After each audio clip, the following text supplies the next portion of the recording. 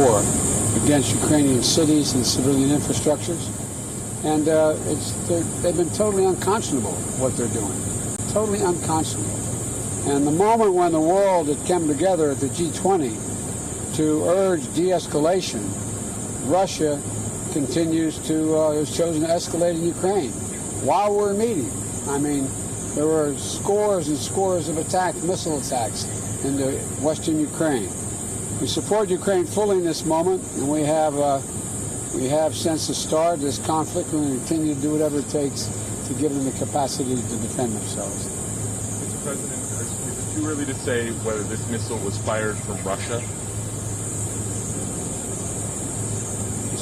There is preliminary information that contests that. I don't want to say that till we completely investigate, but it is. It's unlikely in the minds of the trajectory that it was fired from Russia, but we'll see.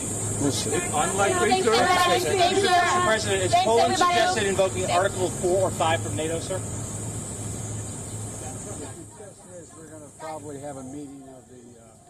Now, for more on this, we're being joined by Principal Diplomatic Correspondent Siddhant Sibal from Bali. Siddhant, thank you so much for joining us. We just heard US President Joe Biden address the media saying that, of course, the strikes were totally unacceptable. This has sparked a blame game, as we discussed earlier. What can you tell us, and how has this shifted the schedule now an emergency G7 and NATO meet has been called?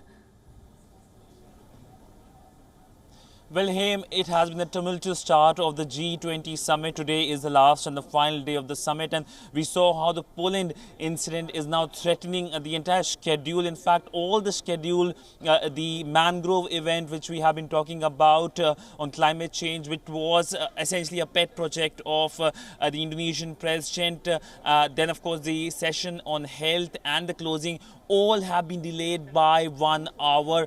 We know while the US president just a short while ago, 5 minutes ago, addressed the media here in Bali. On the other hand, there are leaders, mostly from emerging countries, who are reaching at the mangrove event. So it looks like it will be lot of logistical and coordination that will be required as world leaders focus on the geopolitics and, of course, on the Poland incident. But if you talk about the comments made by the US President Joe Biden, he has emphasized on investigation. That's a key point, because it is still not clear, or it is still need to be investigated as to where the missile came from. We know the Polish authorities have also been very cautious regarding this development as to perhaps pin the blame on someone. All right.